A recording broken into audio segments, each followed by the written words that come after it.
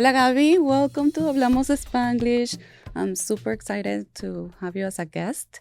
As you know, I was mentioning before and recordando, remembering uh, old times when I was working at Univision and doing Despierta Orlando segment with you. And I remember where I was so scared about doing an interview, and this comes as full circle, and having you in Hablamos Spanglish is a privilege and an honor. Thank you. And I'm very excited to have you as a guest and for you to share your story with everybody. Well, thank you, Ana Caro. I'm very excited to be here, but I'm definitely even more excited to see everything that you have accomplished. I've known you for so many years, even before Univision, because I know you were doing some internships at the chamber. The first time that I was also at the chamber, and I have seen how much you have flourished into this incredible entrepreneur, into this very successful businesswoman, and now how you are impacting so many lives and not only demonstrating what is possible, but also the success that you help other people by not only share your story, but inspiring them with your story and everything that you have accomplished. And obviously making us all look really, really nice and exposing our stories and our brands with your company. So thank you. No, thank you. And yesterday I was, sharing my story with somebody, and I was telling them that, I wasn't alone. I had a huge community and people like you supported me along, throughout my journey. So I'm very grateful for that. And, I want to also, inspire people not only through my story, but also through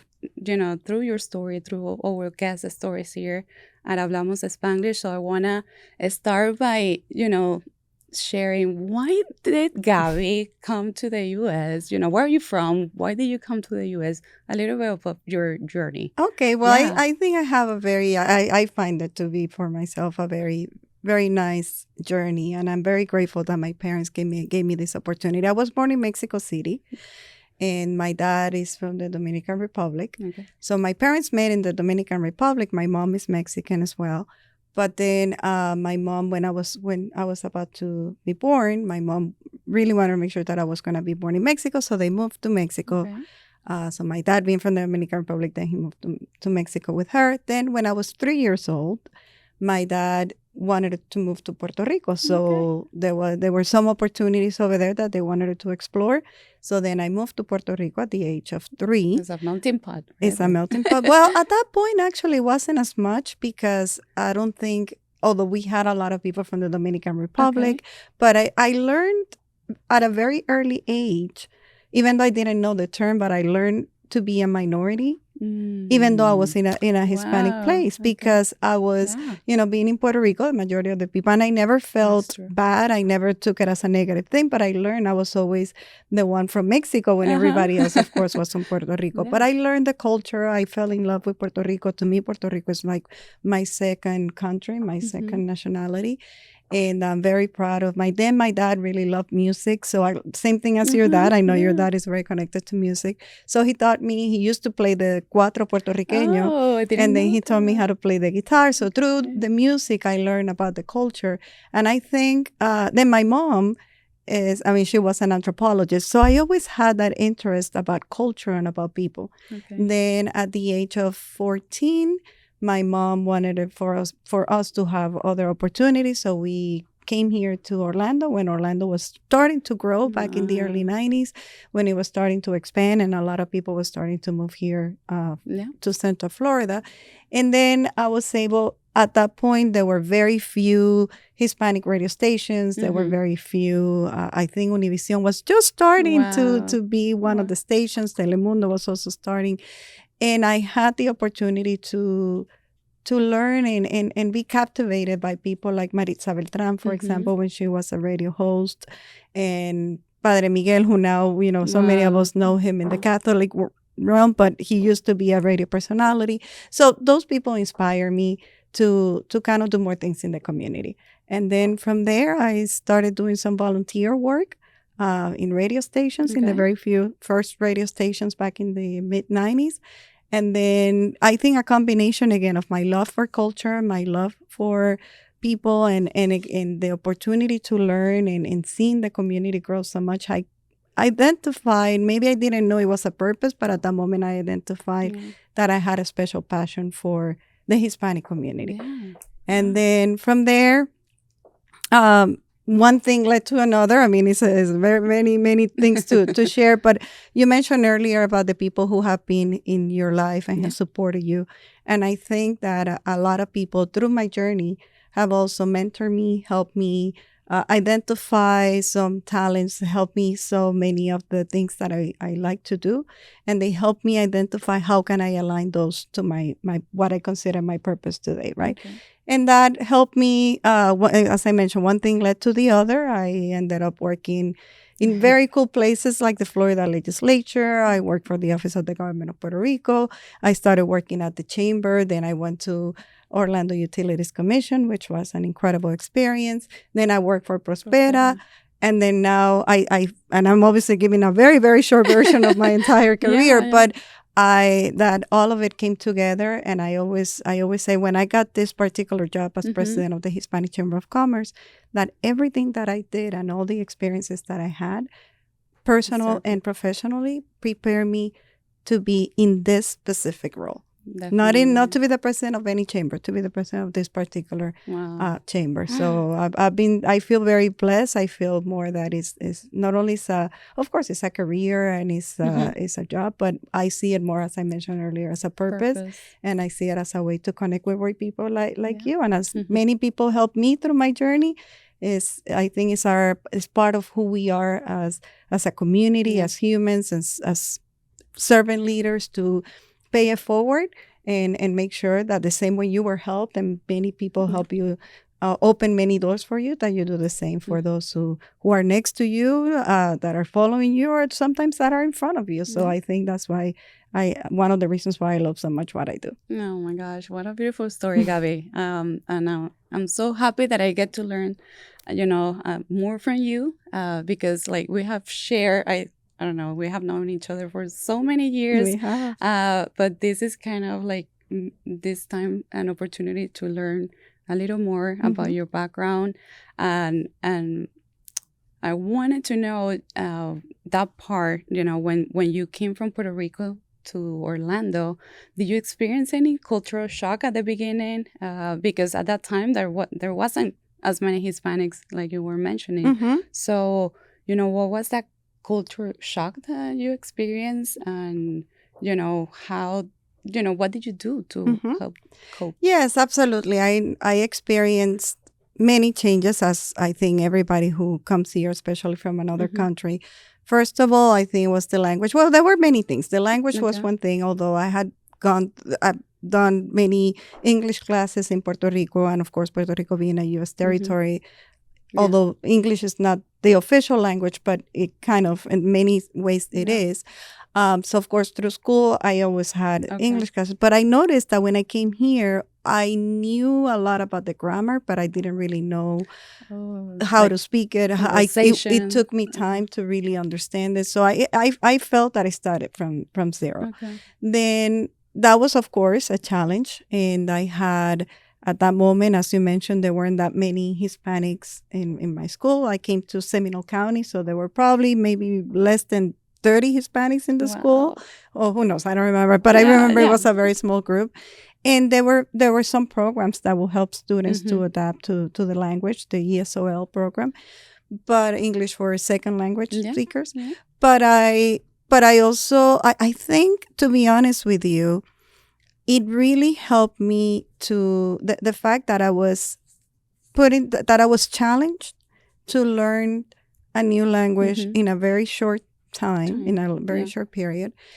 I think it helped because at that moment I didn't have any option. I had to learn the language, right?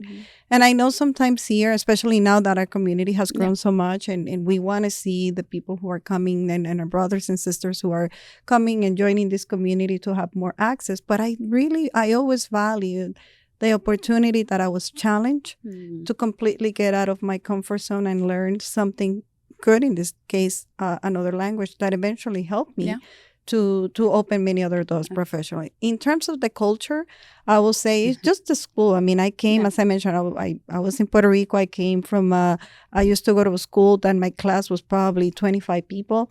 And then when I came here, my senior class was over 400. Wow. And yes, it was shocking at first. It took time, of course. I mean, I think it's as any change of the language, leaving family behind.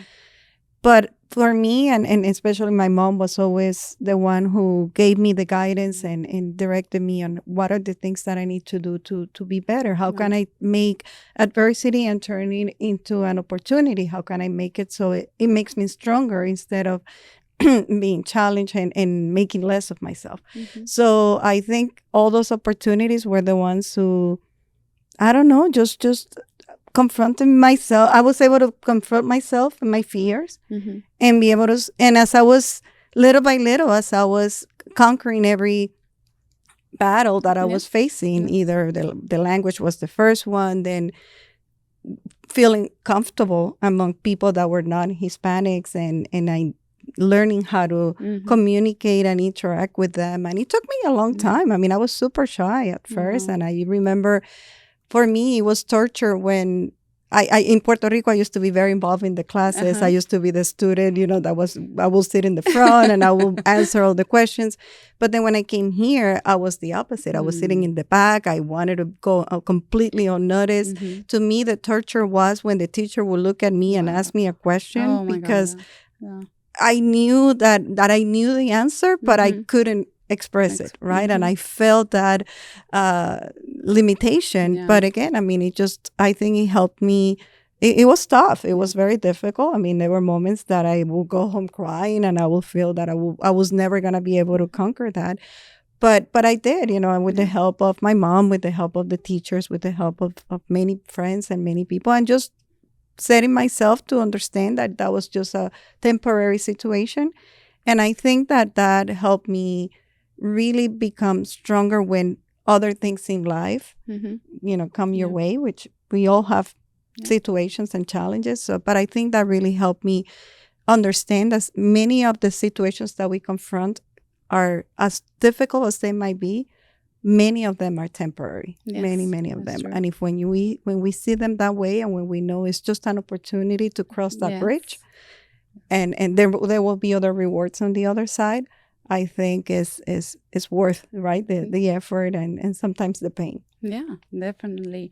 And that leads me to my next question, and it's about, so you came here and you went through these challenges which you know you were able to overcome, and on a great manner, because not everybody goes through the same experiences, and that's why Hablamos Spanglish exists.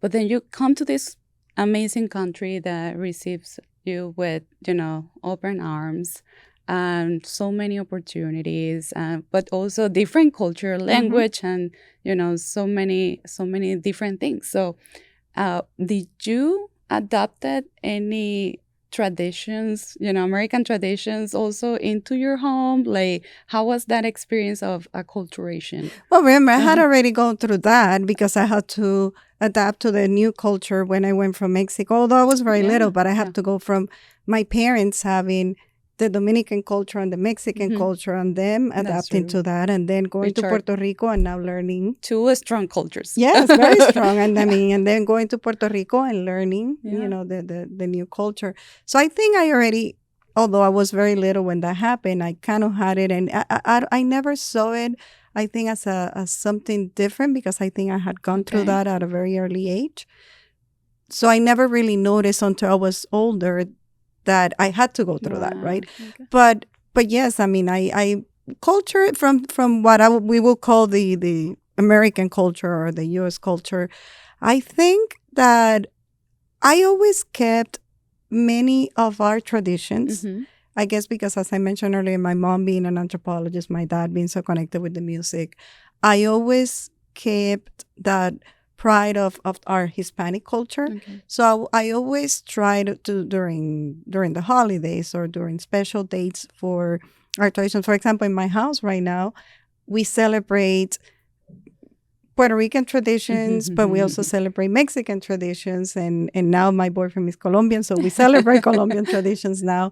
So, but I think that I was able to honor what this country represents, right? That is the opportunity to be here, to share our different experiences, our different cultures, but with that level of respect and honoring the cultures that I didn't know. So I don't know if I have adapted them directly in my personal life, meaning like I don't know if well, obviously things like Thanksgiving and things like that, but I think we were celebrating anyways.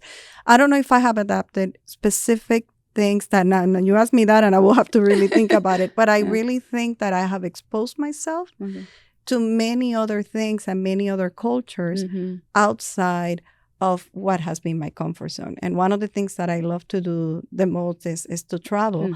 And I think that the opportunity of being in this country and having access to people from not only so many places in Latin America, but so many places in the world. And that has given me the chance to really be open, to learn more about, embrace my culture, but also learn more about many other cultures outside even our Hispanic culture in general.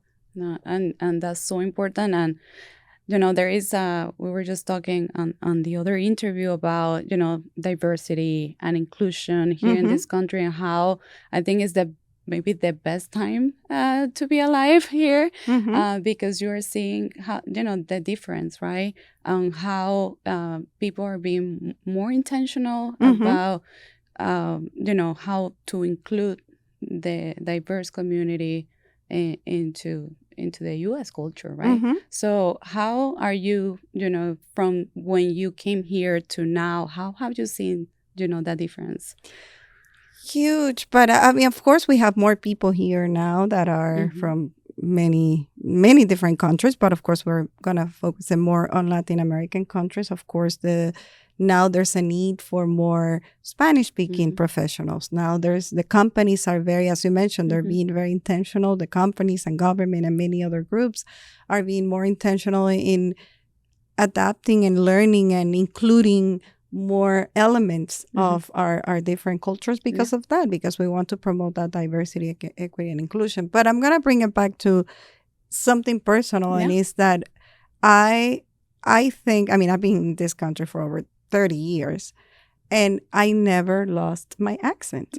Like I know, I mean, I learned how to speak the language. Sometimes I have to do public speaking events and I'm in situations where I constantly have to be speaking to people in public, but I never lost my accent. And I think when I was going through that phase of being in positions where I had to speak in public, I had to come to the determination of, do I remove my language and improve my speaking skills in English? And I say in quotes, improve, or do I keep it intentionally because this is part of who I am? So I decided to honor it, to keep it. I haven't done anything to remove it. There's some people who have done it, and I respect that, and I think it's perfect. I mean, there's nothing wrong with doing it. But I feel that has helped me actually open many other doors, because when I was in an environment where I was the only Hispanic, which we still have, Hispanics will still have so many opportunities to open areas professionally, in leadership roles, in executive roles. And sometimes it's hard when you are it's not hard. You may feel uncomfortable when you're the only one in those circles. And I know you have gone through that a lot as well.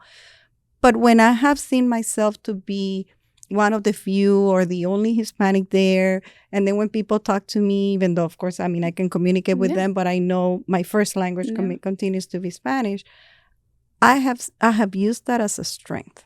I have not used that, but I made that decision. And I think that's very important, that we decide if we're the victim or if we take that as a strength. And the reason I mentioned that is because there were moments that, yes, I knew I was not expressing myself well. There were times that I knew that maybe people were feeling uncomfortable because maybe they couldn't understand what I was saying very well. But at the end, I've seen that my accent has actually helped me be different in areas where maybe it was good to be to bring that flavor, that different flavor or that different perspective, and that has opened many doors for me. So and let me tell you, you have inspired people because for me, and I was sharing that with you before, is for this podcast was in Spanish, and I went through a process where, you know, I had to make my accent, you know, my also use it to my advantage. And this is who I am. These are part of my roots and where I come from. And, you know, I and also became my opportunity in the business world as well. Absolutely. Right? So, but before I thought like people will, you know, think of me like just because I was speaking with an accent, they will think that I was thinking with an accent as well, you know, which wasn't the case. It's like you mentioned when you were at school, like you knew the answer, but you didn't dare to say it, right? Because you have that it's a limiting belief. But and I had to go through that process as well. But when I see, you know, I saw you and going to these different events, and I was like, you know what, I have to Thank you.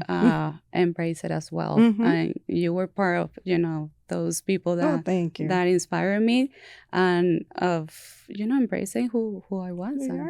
No, absolutely. I think it's part of, especially now that we so much about our individuality at the same time that we're trying to be in a world where everything is inclusive.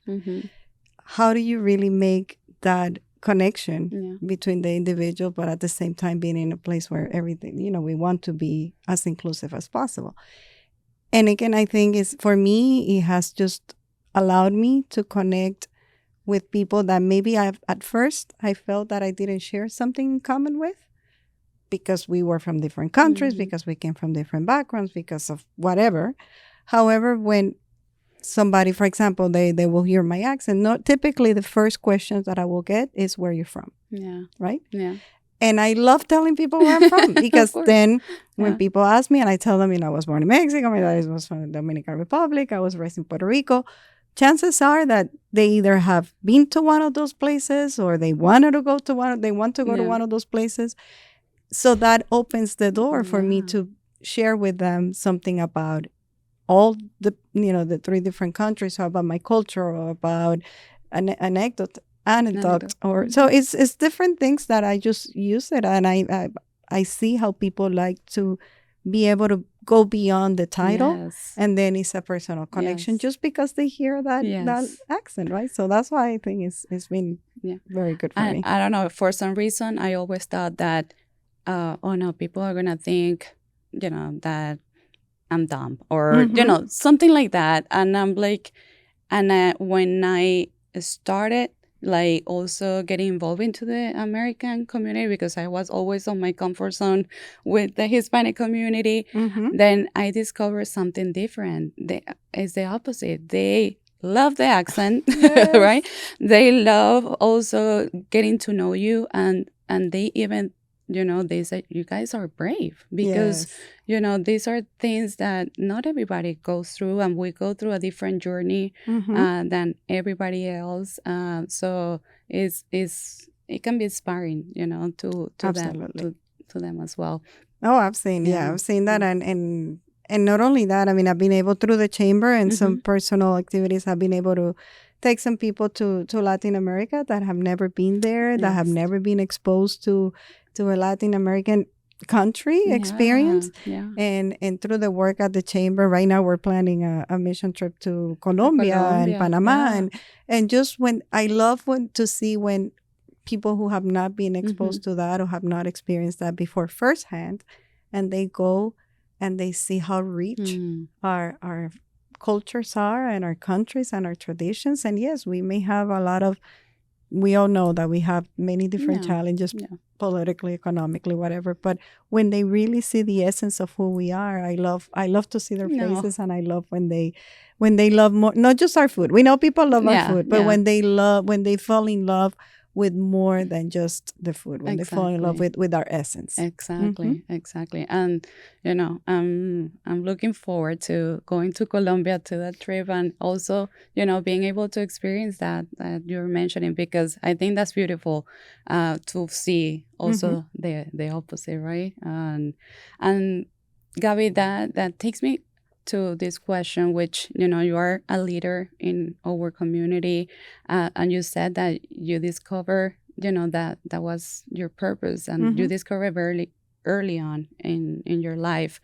So I wanted to to see if you had any advice for, even I think it's more for women that are maybe are scared, but they have that in their their in their guts, yeah. And then but maybe they don't dare to do something. So what I will say one of the main things that I think helped me so much to grow and to be able to find incredible people in my life who have helped me in the process is that I was naturally a very good listener. And that was something that I don't know why I learned how to be a good listener. Sometimes I still need to practice, and I'm not going to say I'm perfect. I'm not going to say I always listen 100%. But my point is that when we give ourselves the opportunity to listen to what's happening, listening to what's happening around us, listening to the people who have been there longer, and then we learn from their advice, listening to the needs of other people, the feedback. The feedback is so underutilized, right? I mean, sometimes we see it as a criticism, but it's so valuable because it's what really helps you every day. It helps you to tune that either in your career, if you're listening to that feedback that you're getting from your coworkers, from your supervisors, from your clients, when you really apply that the only thing that's going to happen is going to make you better, right? So for me, I think it was having the ability to, even at a very early age, when I didn't really understand what my path was going to be, I had that opportunity to listen. And I think because of that, I was able to get people to really appreciate the opportunity or give me the benefit of mentorships because they knew that their mentorship and the feedback and what they were sharing with me wasn't just going to waste. I was applying it, maybe not always at 100%, maybe sometimes I only applied a little thing and then eventually I learned something else and then I applied it later on. But I think that I always encourage people to be good listeners, because especially now that we live in an environment that it's all about what is in our minds, it's all about the noise. And there's so much noise. The noise, yes, the noise that we have. Not only, and when I say the things that are in our mind, I don't mean our thoughts, I don't mean our desires, I don't mean our passions. I mean those voices that are constantly criticizing what we do. Esa vocecita que nos habla mal is constantly when we hear from the outside and when we're comparing ourselves to other people and why this person has this and I don't have it, or why this person is thinner or has longer hair or whatever it is, right? So I think that really paying attention to how can I listen more? Not just to myself, because that's the other problem. Sometimes we only want to listen to ourselves. How can I really listen more to what's happening in my surroundings? And I think for me that having that, and I say that with a lot of humility because it's not, I don't mean it like, oh, I was such a great listener. No, I mean it that I think that gave me the opportunity to really understand the different phases in my professional career and to be able to identify and recognize the mentors, because the mentors, people think that a mentor is going to be someone who's going to show up and is going to tell you, I'm going to be your mentor. And here, this is what you have to do. And sometimes mentors are very silent.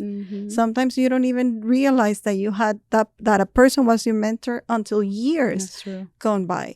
So I think that giving ourselves that opportunity to listen to others and to get out of sometimes out of our heads, understanding that there are many opportunities to learn more when we listen than when we want to be the ones to be listened to.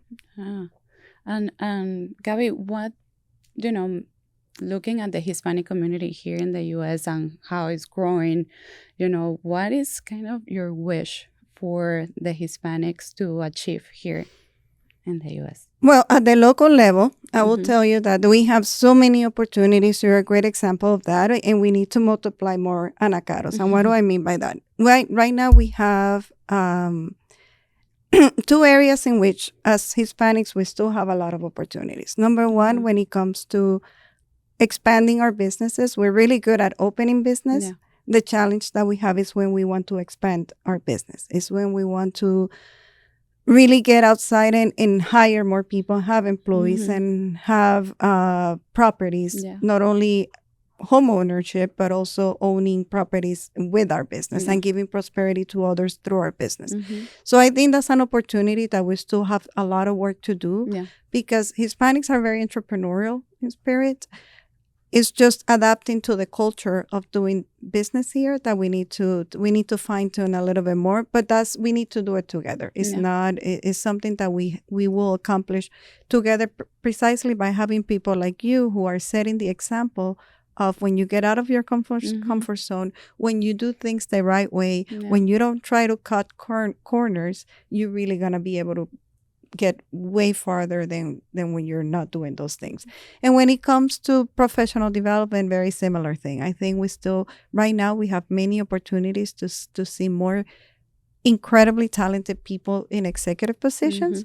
I think the only reasons why we don't have more is just because we're a very young community. And right now, it's key that we start developing more of those leaders and future executives now so they can start positioning themselves, but not just when it comes to community leadership, not just to see and take care of the Hispanic needs. Because when you're a leader, you also have to see that we're here as a community. We're not just here to serve a segment of the community. Even as a Hispanic chamber, we are here. We represent the voice of the Hispanic business community. But in order for us to be able to do that successfully, we really need to be part and understand and work together with leaders who are expanding that vision of how can we serve the entire community. And then we transmit that to our members, and that's how we connect them with everything that is happening to serve and to promote the prosperity in our community in general, not just of Hispanics in our community. And I remember when you mentioned, you have the Supplier Diversity Academy and the chamber, and, it's not only Hispanics that participate there. So, and the speakers are not only Hispanics, right? It's a very diverse participants within the minority community. Correct. So, and I think that's beautiful also to see because we need to help each other out, and no, without making a difference, right? That barrier. I think it's about when it comes in that sense. I see when it comes to equity, it's not so much. I always tell our members, especially through programs where we're helping them obtain more contracts or more opportunities with private and government institutions, is we don't want companies to be hired just because they're Hispanics. We want them to be hired because they're the best company who happens to be Hispanic. Exactly. And that's what I think we need to aim for. The focus is not how do we make you the loudest Hispanic company so you can gain this contract. No, how do we help you because most of the work is done. Yeah. You do the most of the work. But how can we help you? How can we give you the resources? How can we connect you to the right mentors?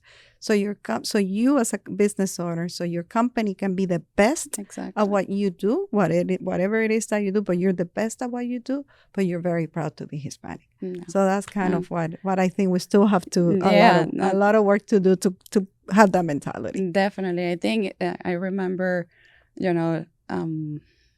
I was asked, like, what was my diversity and inclusion program within the company, within Bold? And I was like, wow, I had to, like, do a research because I'm like, when I started reading, I'm like, yeah, this is not a program. This is for who we are. Yeah. And that's how it needs to feel. Like, we don't want to feel like we are, different. We want to feel part of this and integrated. Mm-hmm. Yeah. Absolutely. So now going back to talking to Gaby, and learning more about you. So I'm gonna be mentioning, some words, and you answer with the first thing that comes to mind. Okay. So food. Oh my God. Dominican food. I love Dominican food. Believe me, I know people may think I will say Mexican, but I just love Dominican. Mango. Mango? Okay. Yes. I have to try mango. I love Dominican. The Dominican flavor, I just love it. Yes. Awesome. And what about music? Wow. I love from classical to reggaeton, so you got me there. But not Bad Bunny. I don't like Bad Bunny that much. I like him, but I don't like the music that much. I really enjoy all types of music. Okay. What about sports? Maybe basketball is the one that I kind of like the most, and soccer. Since Orlando City opened here, I think I really became a fan. I love the culture of that sport, so I will say that's probably one of my favorites right now. Awesome. And now that Messi is coming to, and now that's gonna be huge. Yes, yeah, it's changing the whole sports industry. Actually, totally, yes. Oh, okay, so the name, or Hispanic, it doesn't have to be Hispanic, or actually a person that has inspired you, as a leader. The one that I have always mentioned is Mother Teresa, and not because of what most people could probably relate her to. It's not so much because of the charity work that she did, and of course because of working with the poor. It's because she really went through years of darkness internally, where she had to question herself. She had to question her faith. She had a lot of doubts, but she still did the impact in the world that she did, even with all the limitations mentally, internally, and externally that she had. In an area where women were not leaders, in a country where at that moment women were not, and she wasn't even from India, she was from another country. So I think the reason why I admire her so much is because of she really was able to go outside those dark voices and thoughts and limited beliefs that she had, because there are books that express, and there are many letters where she expressed those dark moments and dark thoughts, to still be able to transform and do a lot of great things for many people who were not otherwise would have received services if it wasn't for her at that moment. Yes, it is beautiful, and I have followed also her journey and read so much about her, and it's inspiring, and it helps us. I think it's if we can change through our journey, just one person at a time, that we're doing something that I learned from her that actually I have applied, and I think it makes a huge difference, is that at one time a reporter was asking her, Mother Teresa, how can I help you? That reporter was asking her, how can I help you in your in your service to the world and to the poor people? And then she said, the best way you can help me is by acknowledging the person that you see every day in front of you as the most important person at that moment in your life. And that always triggered me in something, because sometimes we are especially now that we're so connected, but Mhm. we're disconnected. We're Yeah. so connected with technology. Exactly. We're so disconnected at the personal level. A lot of times we might be sitting with someone who we could probably be learning, either be one of our best mentors or one of our best mentees, or become one of our best friends, or just be someone that we will each other feed and have a great conversation, a great relationship. And sometimes we value more other things that are happening outside that making of that person and that moment Yeah. the most important moment in your Yeah. life at that moment. Yeah. And when I learned that from her, when I read that from her, well, I didn't learn it Yeah, from yeah, her, but yeah. when I read it about what she mentioned, it really triggered. And I said, you know what?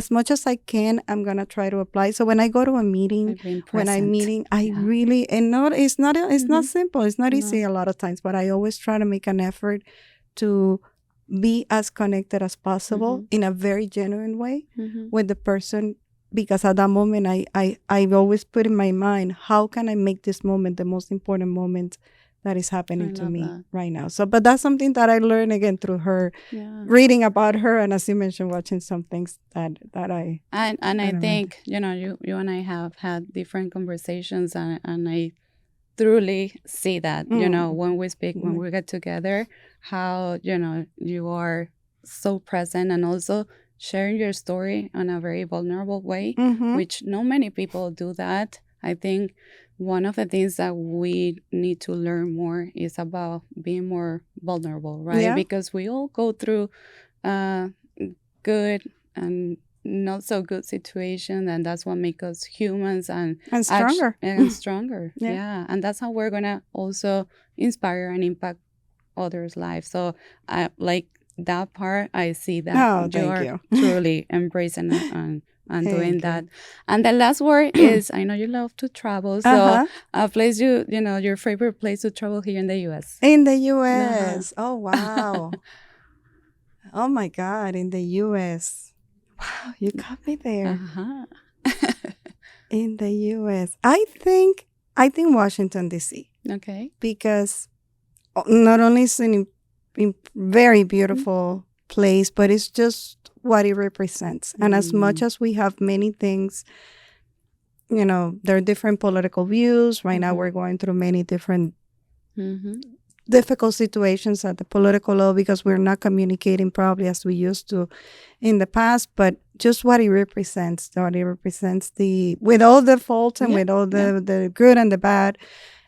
I just feel that when I'm there, it really gives me that essence that that presence of I'm very blessed to be in one of the best countries in the world, and a lot of it has to do with the rules and the order and the regulations and the minds and the legislations. And I mean, I love politics, and I think that the structure that we can see and feel, and again, it has a lot of challenges, but in general, I think there's always a good intention behind everything, that things are done the right way. And at least that's what I feel when I'm there. And I feel you. I understand why you're saying that, because last year I had the opportunity to visit Washington, D.C. for the first time, and I went for Memorial Day.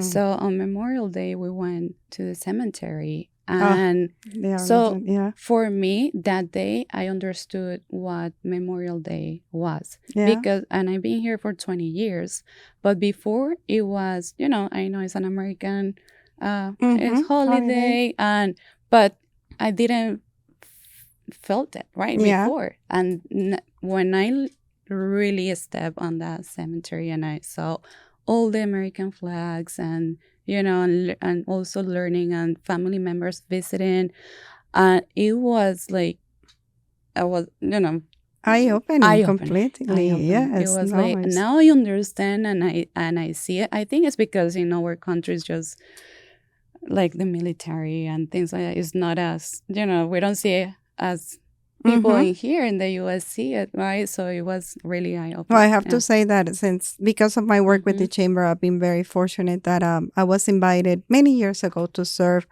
on a Hispanic grassroots committee for the Army, for the U.S. Army. And because of that, I've been able to experience many different things within the military life. Not that I don't have anybody who has served, and I personally have not ever served, but I have been able to interact with many people and families who have because of those experiences. And as you mentioned, Ana Caro, it's just the level of sacrifice, not only from the soldiers, but also from the families, and even the ones who are able to return safely, but how many of them are not, and they really give up of their lives to serve. At the end, is an action of service. So I agree with you. Every time I'm in front of any situation where I'm exposed to that, and of course, I mean, there might be some people might see it in different ways, but when it comes to the essence of what people give in order, I mean, they're putting their lives at risk to ensure that we all, as a country, that we have, freedom, that we have access to the best resource, to the best economy. And again, I mean, we can see it in many other ways, but in essence, I also have a lot of respect for our military branches. And especially my favorite is the Army because they have given me a lot of opportunities to be exposed and to learn a lot from them. And by the way, Isumat, who is going to be a guest here in Hablamos Spanglish, he is like, next year you have to go with us and jump the helicopter. I'm like, oh my gosh, that's we have done with the U.S. Army. They have actually invited us through the Golden Knights, which is one of the premier sections in the Army for to do tandem jumps from the planes. So we have jumped. I personally have jumped twice, and we have been able to invite some people. So we'll take you next time. But that is really an incredible. I mean, talking about putting yourself in a situation where you see life in front of you and you're like, oh my God, I'm about to do something very risky. But they do it not just for, I mean, we were fortunate to be able to be invited. And of course, we had a blast when we did it. But when you really think that these people are training hundreds of times a day or a week to be able to do this, to save other lives, to be able to respond in a case of emergency. They're not doing it for fun, right? I mean, I'm sure they're having fun while doing it, but they're not doing it for fun. It really puts into perspective how incredible and brave these women and men are in the military. Yeah. And well, Gaby, we're getting close to the end, and I wanted to thank you for, being part of Hablamos Spanglish for this conversation. I think this is going to be the first one of many. We're relaunching it, and I'm excited about, what I think and I believe that we're going to achieve with this podcast. And my goal is to, have many guests come here. So that's my last question. Who would you nominate to come to Hablamos Spanglish?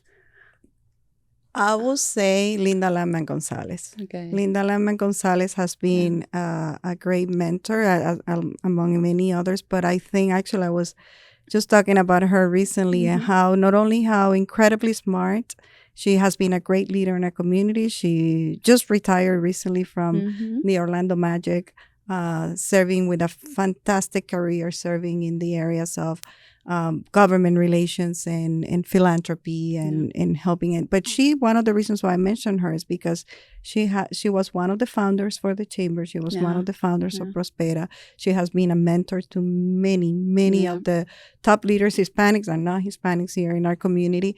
And it's because not only she's incredibly smart, but she's very wise. Yeah. And I think it's not the same thing. You can be very smart and not be wise, or you can be wise and sometimes, I don't know if you can be wise and not be smart. But she is definitely both.